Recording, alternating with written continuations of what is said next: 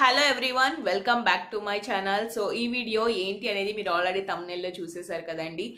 4 months బేబీస్కి మనం Cerelac పెట్టచ్చా లేదా అన్నది చాలా మందికి క్లారిటీ అనేది ఉండదు.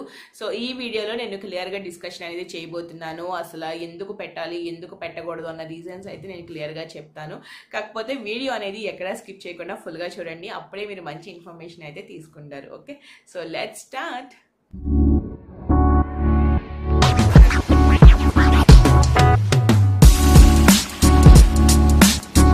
సో ఫస్ట్ ఆఫ్ ఆల్ నాకైతే ఇద్దరు బేబీస్ అండి. ఒక 6 years పాప అండ్ 4 months బేబీ బాయ్ అన్నమాట. యాక్చువల్లీ ఫస్ట్ టైం అయితే మా పాపకి నేను ఎలాంటి సెర్లాక్స్ కానీ ఏంటనేది నేను పెట్టలేదు. అంటే 6 నెలల 6వ రోజు అన్నప్రాసన అయ్యాకే నేను అన్నం పెట్టడం అనేది జరిగింది. దాని తర్వాతే ఉగ్గు కానీ సెర్లాక్ కానీ ఫుడ్ కానీ ఏదైనా సరే, ఫ్రూట్స్ అండ్ వెజిటేబుల్స్ కానీ ఏదైనా 6 months లోపల ఎప్పుడు పెట్టలేదండి. ఆఫ్టర్ అన్నప్రాసన తర్వాతే నేను పెట్టాను అన్నమాట. సో 6 years తర్వాత నాకు బేబీ బాయ్ అయితే పుట్టాడు. సో మీకు అందరికీ తెలుసు కదా, నా ప్రీవియస్ వీడియోస్ మీరు ఫాలో అవుతూ ఉంటే ప్రతిదీ అప్డేట్ అనేది మీకు తెలుస్తూనే ఉంటుంది. సో కొత్త వాళ్ళు అయితే కొంచెం ఆ వీడియోస్ వెనక్కి వెళ్ళి చూస్తే మీకు ఈజీగా అర్థమవుతుంది నా స్టోరీ ఏంటి అది అని చెప్పేసి. సో నా బేబీ బాయ్కి అయితే 4th month వచ్చిందండి. ఏది ఏమైనా కొంచెం సెకండ్ ప్రెగ్నెన్సీలో కంపల్సరీ మదర్ ఫీడింగ్ అనేది కొంచెం తగ్గుతూ ఉంటుంది. బేబీకి అంతగా సరిపోదండి. ఫస్ట్ టైం అయితే చాలా ఎక్కువగా ఉంటుంది, బేబీ కూడా సరిపోతుంది, పర్వాలేదు. బట్ సెకండ్ టైం ప్రెగ్నెన్సీలో మాత్రం నిజంగానే ఫీడింగ్ అనేది సరిపోదు. ఇది నేను చెప్పేది కాదు, చాలా మందిని కనుక్కొని డిస్కషన్ చేసిన తర్వాతే నేను ఒక ఇన్ఫర్మేషన్ తీసుకున్నాక మీతో షేర్ చేసుకుంటున్నాను అనమాట. సో నా ఫ్రెండ్ చెప్పింది 4th month వచ్చిన తర్వాత బేబీకి సెర్లాక్ పెట్టచ్చు, ఎందుకంటే మన మిల్క్ సరిపోవు కదా, ఏం కాదు పెట్టచ్చు అని చెప్పారు. సో నాకు డౌట్ వచ్చినప్పుడు అదేంటి అన్నప్రాసన అవ్వకుండా సెర్లాక్ ఎలా పెడతారు, తినకూడదు కదా అని. బట్ అని చెప్పింది బాబు వీక్గా ఉన్నాడు కదా, కొంచెం పెట్టి ట్రై చేయండి, ఏం కాదు అని చెప్పారు. సో వాళ్ళ డాక్టర్ పీడియాట్రిషియన్ కూడా చెప్పారంట సెర్లాక్ పెట్టమని. అందుకే తను పెట్టింది.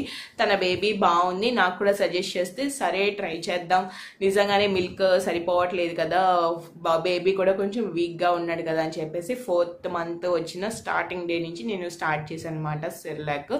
సో ఇప్పటికి ఒక 10 to 18 days 20 days అయిందండి బాబుకి 4th month వచ్చి. సో ఈ 20 days నేను సెర్లాక్ పెట్టాను. సో రీసెంట్లీ ఒక 1 week నుంచి మా బాబు అయితే కొంచెం బాగా కోల్డ్ అండ్ కాఫ్తో సఫర్ అవుతున్నాడు. చాలా ఇబ్బందిగా ఉంది, చాలా ఎక్కువగా ఉందన్నమాట కాఫ్ అనేది.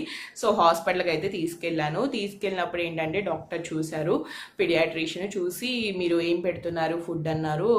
మదర్ ఫీడింగ్ డాక్టర్, దాంతోపాటు సెర్లాక్ పెడుతున్నాను అంటే ఆయన షాక్ అయిపోయి చాలా సీరియస్ అయిపోయారు. అసలు మీకు సెర్లాక్ పెట్టమని ఎవరు చెప్పారు 4th month బేబీ కంటే?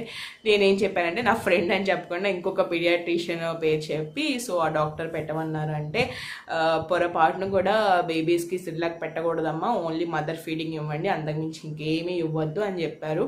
సరే ఓకే ఇని ఊరుకొని ఇంకా వచ్చేసానమాట. అంటే సిరప్లు ఉంటాయి కదండి, సిరప్స్ వరకు తీసుకొని వచ్చేసాను. ఏం కాదు తగ్గిపోద్ది అని చెప్పారు. వచ్చేసిన తర్వాత యాక్చువల్లీ రీజన్ ఏంటంటే ఇంట్లో మనం స్లీప్ వెల్ ఇవన్నీ పెడతాం కదండి, దానివల్ల కొంచెం ఎఫెక్ట్ అనేది వచ్చింది. దాంతోపాటు స్నానానికి కూడా ఎక్కువ వాటర్ అనేది పోయడం వల్ల ఉంటుంది. అండ్ సాంబ్రాణి ఎక్కువ వేసినా సరే బేబీకి ఎఫెక్ట్ అనేది ఉంటుందంట.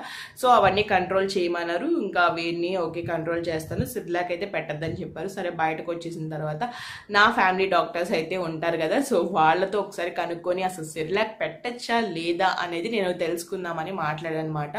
ఒక డాక్టర్తో మాట్లాడితే పెట్టచ్చు, మదర్ ఫీడింగ్ సరిపోకపోతే బేబీకి ఫుడ్ అనేది పెట్టచ్చు, సెర్లాక్ పెట్టచ్చు, ప్రాబ్లం ఏమీ ఉండదు అన్నారు. ఓకే హ్యాపీ, అమ్మయ్య చెప్పారు కదా అని. సరే ఇంకొక డాక్టర్కి ఫోన్ చేయాలి, ఎందుకంటే బేబీ విషయంలో మనం చాలా కేర్గా ఉండాలి కదండి యాజ్ ఏ మదర్గా.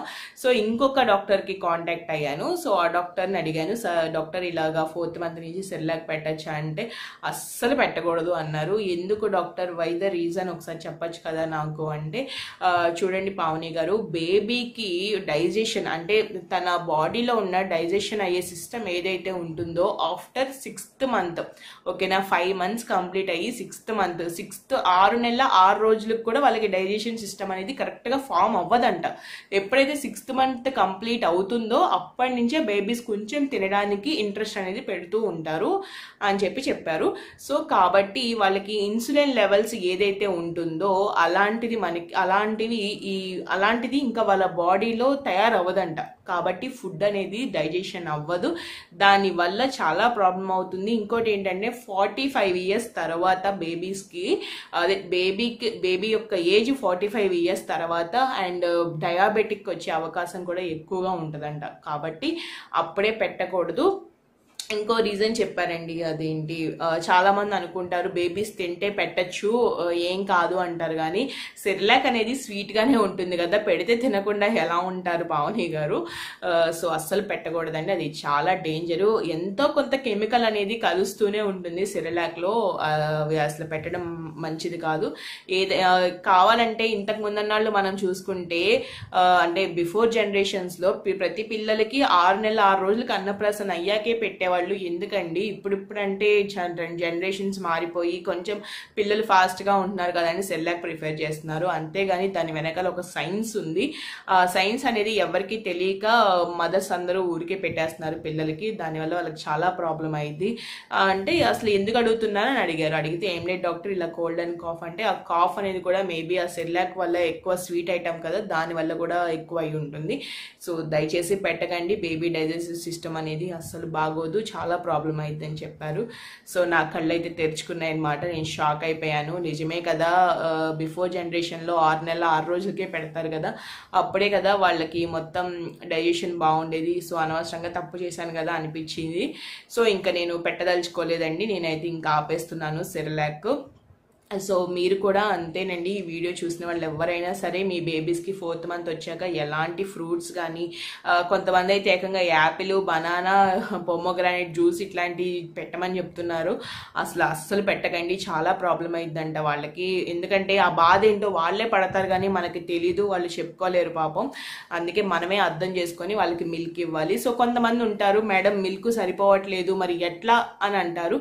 సో అలాంటి వాళ్ళకి ఏంటంటే ఇవి లాక్టోజన్స్, సిమిలాక్స్ అండ్ డెక్సోలాక్ ఇట్లా ఉంటాయి కదా, ఇవి ట్రై చేయండి.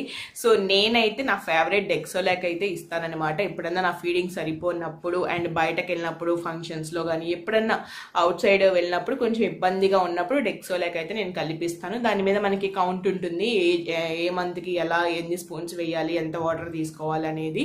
సో ఈ డెక్సోలాక్కి ఉన్న స్పెషల్ ఏంటంటే ఇది అచ్చు మన మదర్ ఫీడింగ్ లాగే ఉంటుందన్నమాట. టేస్ట్, ఆ స్వీట్నెస్ కానీ ఆ స్మెల్ అనేది కానీ బాగుంటుంది, మదర్ ఫీడ్ లాగే ఉంటుందని చెప్పి నా ఫ్రెండ్ సజెస్ట్ చేసింది. సో మా బాబుకి కూడా ఫస్ట్ నేను సిమిలాక్ అనేది స్టార్ట్ చేసినప్పుడు తను అస్సలు నచ్చలేదంట, పక్కన పడేసాడు, అస్సలు తాగేవాడు కాదు. తర్వాత డెక్సోలాక్ స్టార్ట్ చేశాక తను బాగానే తీసుకుంటున్నాడు, బాగానే తాగుతున్నాడు అనమాట డెక్సోలాక్ మిల్క్ అయితే.